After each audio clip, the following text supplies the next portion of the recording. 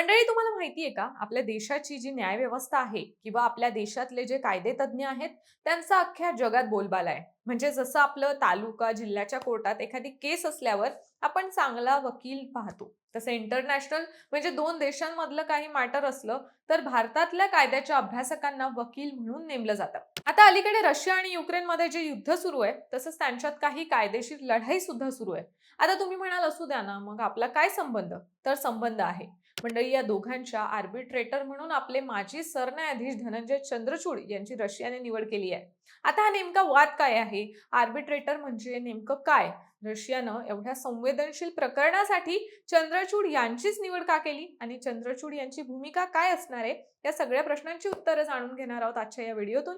नमस्कार, मी रुपल आणि तुम्ही पाहत आहात विशेष भारी. मंडळी, युक्रेनची सरकारी मालकीची ओस्टाड बँक आणि रशिया यांच्यात हा आंतरराष्ट्रीय गुंतवणुकीचा वाद आहे. रशिया युक्रेन युद्धामुळे युक्रेनमधील काही प्रदेशांमध्ये ओस्टर्ड बँकेच्या मालमत्तेच आणि व्यवसायांचं मोठं नुकसान झाल्याचा बँकेचा दावा आहे. त्यामुळे या नुकसानीची भरपाई रशियाकडून मिळावी अशी या बँकेची मागणी आहे.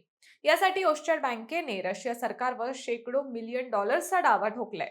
रशिया आणि युक्रेनमध्ये 1998 मध्ये झालेल्या बिलेटरल इन्व्हेस्टमेंट ट्रीटी म्हणजेच द्विपक्षीय गुंतवणूक संरक्षण कराराचा आधार घेतलाय. साध्या भाषेत सांगायचं झालं तर एका देशातील गुंतवणूकदाराने दुसऱ्या देशात गुंतवणूक केली आणि त्या गुंतवणुकीला नुकसान झालं तर काही ठराविक परिस्थितींमध्ये आंतरराष्ट्रीय लवादाच्या माध्यमातून नुकसान भरपाई मागण्याचा मार्ग अशा करारातून उपलब्ध होतो.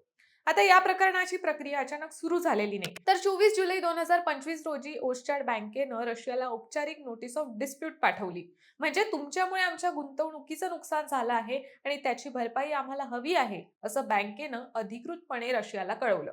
मात्र रशियाकडून अपेक्षित प्रतिसाद मिळाला नाही आणि त्यानंतर 7 एप्रिल 2026 रोजी बँकेनं औपचारिक आंतरराष्ट्रीय लवाद प्रक्रिया सुरू केली. आता इथे येतो सगळ्यात महत्त्वाचा भाग. या प्रकरणाची सुनावणी करण्यासाठी 3 सदस्यांचं आर्बिट्रल ट्रिब्युनल तयार करण्यात आलंय. या 3 सदस्यांपैकी एक सदस्य या बँकेने नियुक्त केलाय, दुसरा रशियाने नियुक्त केलाय आणि तिसरा म्हणजे ट्रिब्युनलचा अध्यक्ष दोन्ही बाजूंच्या सहमतीने निवडला गेलाय. या ट्रिब्युनलचे अध्यक्ष कोस्टारिकाच्या माजी व्यापार मंत्री आणि आंतरराष्ट्रीय कायदेतज्ञ डेला जिमेन्झिया आहेत. ओस्टाड बँकेने स्टाव्रोस ब्रोकोलाकिस यांची नियुक्ती केली आहे, तर रशियाने भारताचे माजी सरन्यायाधीश धनंजय चंद्रचूड यांची नियुक्ती केली आहे. आता प्रश्न येतो, आर्बिट्रेटर म्हणजे नेमकं काय? समजा दोन कंपन्यांमध्ये किंवा दोन देशांशी संबंधित पक्षांमध्ये मोठा आर्थिक आणि कायदेशीर वाद झाला. हा वाद नेहमीच्या कोर्टात न नेता आंतरराष्ट्रीय लवादाकडे गेला तर त्या वादाचा निर्णय घेण्यासाठी एक ट्रिब्युनल तयार होतं. त्या ट्रिब्युनलमध्ये बसणारे आर्बिट्रेटर्स हे वकील म्हणून कोणत्याही एका पक्षाची बाजू मांडत नाही. ते दोन्ही बाजूंचे युक्तिवाद ऐकतात, पुरावे पाहतात आणि लागू असलेल्या कायद्याच्या आधारे निर्णय घेतात. म्हणूनच चंद्रचूड हे रशियाचे वकील नाहीत. रशियाची बाजू मांडण्यासाठी स्वतंत्र आंतरराष्ट्रीय कायदेविषयक टीम असते.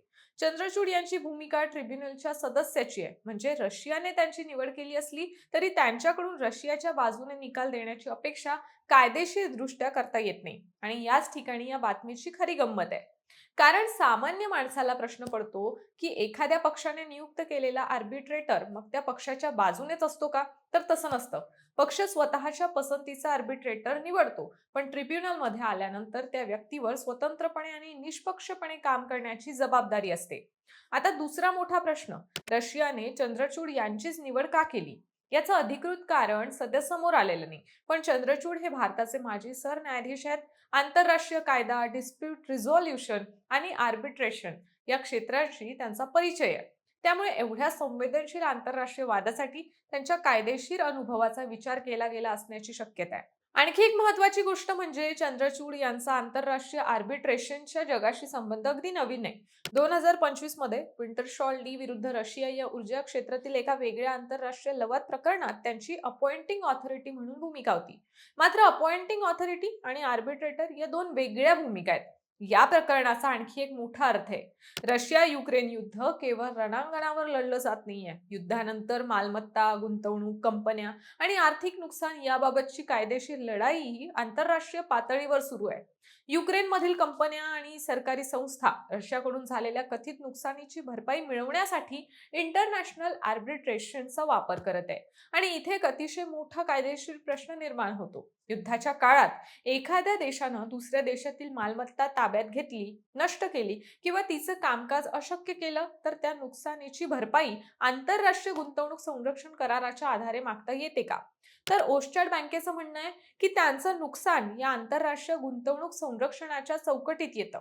मात्र रशियाने यापूर्वीच अशा आर्बिट्रेशन प्रक्रियांमध्ये ट्रिब्युनलच्या ज्युडिशनवर प्रश्न उपस्थित केले आहेत आणि काही प्रक्रियांमध्ये सहभागी न होण्याची भूमिका घेतली आहे. त्यामुळे या नव्या प्रकरणात ट्रिब्युनल समोर फक्त नुकसान किती झालं हा प्रश्न नसेल, तर या संपूर्ण दाव्यावर ट्रिब्युनलला अधिकार आहे का हा देखील महत्त्वाचा प्रश्न असू शकतो. या सगळ्यामध्ये भारत सरकारचा थेट असा काही संबंध नाही, पण भारतासाठी ही घटना नक्कीच लक्षवेधी आहे. कारण भारताच्या सर्वोच्च न्यायालयाचं नेतृत्व केलेल्या व्यक्तीची आंतरराष्ट्रीय स्तरावरील एका अत्यंत संवेदनशील प्रकरणात आर्बिट्रेटर म्हणून निवड झाली आहे. त्यामुळे हा भारतीय न्याय व्यवस्थेतील वरिष्ठ कायदेतज्ञांच्या आंतरराष्ट्रीय प्रतिष्ठेचाही एक महत्त्वाचा भाग मानला जाऊ शकतो. म्हणूनच चंद्रचूड यांची ही नियुक्ती एका माजी सरन्यायाधीशांना मिळालेली आंतरराष्ट्रीय जबाबदारी मानली जाते. बाकी तुमचं याबद्दल काय मत आहे ते कमेंट करून नक्की कळवा आणि सोबतच विषय भारीच्या YouTube चॅनलला सबस्क्राईब करायला विसरू नका.